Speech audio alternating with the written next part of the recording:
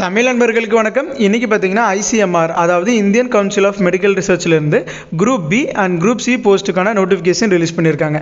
Education qualification 10th 12th any degree diploma எல்லாத்துக்கும் உண்டான post இருக்குங்க. லாஸ்ட் டேட் வந்து 16 ஜூனுக்குள்ளே அப்ளை பண்ணணும். ஃப்ரெஷர்ஸ் எல்லாருமே அப்ளை பண்ணலாம். எக்ஸ்பீரியன்ஸ் எல்லாம் மேண்டேட்ரி கிடையாது. ஸோ அதை பற்றின ஒரு கம்ப்ளீட்டான இன்ஃபர்மேஷன் இந்த வீடியோவில் உங்களுக்கு எக்ஸ்பிளைன் பண்ணியிருக்கேன். ஸோ அதுக்கு முன்னாடி இந்த மாதிரியான எந்த ஒரு ஜாப் நோட்டிஃபிகேஷன்ஸும் நீங்கள் மிஸ் பண்ணக்கூடாது அப்படின்னா நம்ம சேனலை சப்ஸ்கிரைப் பண்ணிக்கிங்க. இதை பார்த்தீங்கன்னா அஃபிஷியலான notification Indian council of medical research NIN அதாவது நேஷனல் இன்ஸ்டியூட் ஆஃப் நியூட்ரிஷன்லேருந்து ரிலீஸ் பண்ணியிருக்காங்க. Technical assistant, technician, laboratory attendant அப்படிங்கிற இந்த 3 போஸ்ட்டுக்கான நோட்டிஃபிகேஷன் தான். இம்பார்ட்டன்ட் டேட் அதாவது லாஸ்ட் டேட் பார்த்தீங்கன்னா ஜூன் 16. எக்ஸாம் எப்போ கண்டக்ட் பண்ணுறாங்க அப்படின்னா ஜூலையில் கண்டக்ட் பண்ணுறாங்க. Registration fee 1000 women SC/ST women கேண்டிடேட்ஸ்க்கு, மற்றவங்க எல்லாத்துக்கும் 1200 பே பண்ணணும். மோட் ஆஃப் பேமெண்ட் ஆன்லைனில் தான் பே பண்ணணும். ஸோ என்னென்ன போஸ்ட் இருக்குது, அதுக்குண்டான என்ன ஏஜ் லிமிட், என்ன சேலரி, என்ன எஜுகேஷனல் குவாலிஃபிகேஷன், எவ்வளோ வேகன்சி அப்படிங்கிறது இங்கே டீட்டெயில்டாக கொடுத்துருக்காங்க. ஃபர்ஸ்ட் பார்த்தீங்கன்னா டெக்னிக்கல் அசிஸ்டன்ட், இது வந்து குரூப் பி டிபார்ட்மெண்ட்டில் குரூப் பி கேடரில் வருது. ஸோ அதில் ஏஜ் லிமிட் பார்த்தீங்கன்னா 30 இயர்ஸ்க்குள்ளே இருக்கீங்க எல்லாருமே அப்ளை பண்ணலாம். பே மெட்ரிக்ஸ் நமக்கு மந்த்லி 35,400லேருந்து 1,12,400. இது பார்த்தீங்கன்னா பேசிக் பே, அது கூட நமக்கு அலவன்சஸ் எல்லாமே இருக்கும். ஸோ இதுக்கு 3 வேகன்சி இருக்குது. எஜுகேஷன் குவாலிஃபிகேஷன் பார்த்தீங்கன்னா 3 years பேச்சுலர்ஸ் டிகிரி முடிச்சிருக்கணும் நியூட்ரிஷன் அல்லது ஃபுட் சயின்ஸில். அடுத்து பார்த்தீங்கன்னா டெக்னிக்கல் அசிஸ்டன்ட் குரூப் பிலேயே, இது வேறு டிபார்ட்மெண்ட். இதுக்கு பார்த்தீங்கன்னா bachelors degree in chemistry with biochemistry அல்லது பயோடெக்கில் முடிச்சவங்க எல்லாரும் எலிஜிபிள். அதுக்கடுத்து டெக்னிக்கல் அசிஸ்டண்ட்டில் இது என்ன டிபார்ட்மெண்ட் அப்படின்னா கம்ப்யூட்டர் சயின்ஸ், BA அல்லது BTech இன் கம்ப்யூட்டர் சயின்ஸ் ITயில் முடிச்சவங்க எல்லாரும் எலிஜிபிள். இது குரூப் சி கேட்டகரியில் வருது. டெக்னீஷியன் 1, இதுக்கு பே ஸ்கேல் பார்த்தீங்கன்னா 19,900லேருந்து 63,200 வரைக்கும் இருக்கும். இதுக்கு 12th முடித்தவங்க சயின்ஸ் குரூப்பில் முடித்தவங்க எல்லாருமே எலிஜிபிள்.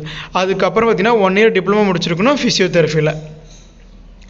டெக்னீஷியன் 1 குரூப் சி கேட்டகரிலேயே அடுத்து இன்னொரு போஸ்ட், இது பார்த்தீங்கன்னா சயின்ஸ் குரூப்பில் முடிச்சிருக்கணும் 12th, அது கூடவே டிப்ளமோ இன் டயட்டெட்டிக்ஸ் முடித்தவங்க எலிஜிபிள். டெக்னீஷியன் 1 இது என்ன டிபார்ட்மெண்ட் அப்படின்னா 12th முடிச்சுட்டு டிப்ளமோ இன் MLT அதாவது டிப்ளமோ இன் மெடிக்கல் லெபார்டரி டெக்னாலஜியில் டிப்ளமோ கோர்ஸ் முடிச்சவங்க எலிஜிபிள். இது என்ன டிபார்ட்மெண்ட் அப்படின்னு சொல்லிட்டு பார்த்தீங்கன்னா 12th சயின்ஸ் குரூப்போடு முடிச்சிருக்கணும். அதுக்கப்புறம் டிப்ளமோ இன் இன்ஸ்ட்ருமெண்டேஷன் முடிச்சவங்க எலிஜிபிள். ஸோ இது பார்த்தீங்கன்னா 12th அல்லது intermediate pass, diploma in electrical முடிச்சவங்க எலிஜிபிள். ஸோ இது laboratory attendant group C post. இதுக்கு பார்த்தீங்கன்னா 10th பாஸ் எல்லாருமே எலிஜிபிள். கிராஜுவேட் அல்லது ஹையர் குவாலிஃபிகேஷன் இருக்கீங்க அப்ளை பண்ணக்கூடாது அப்படிங்கிறது கொடுத்துருக்காங்க. அதாவது 10th முடிச்சிருக்கேன் பட் அதுக்கப்புறம் என்னோடய குவாலிஃபிகேஷன் எதுவுமே இல்லை அப்படிங்கிறீங்க, இதுக்கு அப்ளை பண்ணலாம். பட் ஹையர் கிராஜுவேஷன் நான் முடிச்சிருக்கேன், 10th அப்புறம் நான் டிகிரி முடிச்சிருக்கேன் இல்லை MBA முடிச்சிருக்கேன், ஸோ ஹையர் கிராஜுவேஷன் முடிச்சிருக்கீங்க அப்படின்னா நீங்கள் இதுக்கு அப்ளை பண்ணக்கூடாது அப்படிங்கிறத கொடுத்துருக்காங்க. ஸோ லேப் அசிஸ்டன்ட் இதுவும் பார்த்தீங்கன்னா 10th பாஸ், இதில் 15 வேகன்சி இருக்குது. ஸோ என்னென்ன இது கொடுத்துருந்தாங்களோ அதுக்கு எஜுகேஷன் குவாலிஃபிகேஷன் மட்டும் தனியாகவும் இங்கே டீட்டெயில்டாக கொடுத்துருக்காங்க. ஸோ நீங்கள் இதுவும் செக் பண்ணி பார்த்துக்கலாம். So age limit, age relaxation இருக்குது. ஸோ ஏஜ் ரிலாக்ஸேஷன் பார்த்தீங்க அப்படின்னா அந்தந்த போஸ்ட் வைஸும் கொடுத்துருக்காங்க, கம்யூனிட்டி வைஸும் கொடுத்துருக்காங்க. SC/ST கேண்டிடேட்ஸ்க்கு அங்கே கொடுத்துருக்க ஏஜ் லிமிட்டை விட 5 years எக்ஸ்ட்ரா இருந்தாலும் அப்ளை பண்ணலாம். OBCக்கு 3 years, PWDயில் அன்ரிசர்வ்டுக்கு 10 years, OBCக்கு 13 years, SC/STக்கு 15 years கொடுத்துருக்காங்க. ஸோ இதை ஏஜ் ரிலாக்ஸேஷன். அதுக்கப்புறம் பார்த்தீங்கன்னா அந்த எக்ஸாம் ஒன்று கண்டக்ட் பண்ண போகிறாங்க இல்லைங்களா, அந்த கம்ப்யூட்டர் பேஸ்டு டெஸ்ட், அதுக்குண்டான ஸ்கீம். ஸோ என்னென்ன சப்ஜெக்ட் கவர் பண்ணணும் அப்படின்னா இப்போ நம்ம அதில் ரெலவெண்ட் டிபார்ட்மெண்ட் கொடுத்தாங்க. ஸோ அந்த ரெலவெண்ட் சப்ஜெக்ட்லேருந்து 30 questions 30 marksக்கு.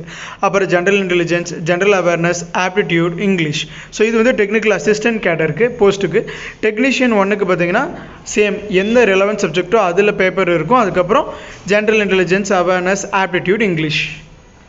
ஸோ அடுத்து லெபார்டரி அட்டெண்டன்ட் பார்த்தீங்கன்னா சேம் ஜென்ரல் அவேர்னஸ், அதே relevant subject general intelligence, general awareness, aptitude, English language.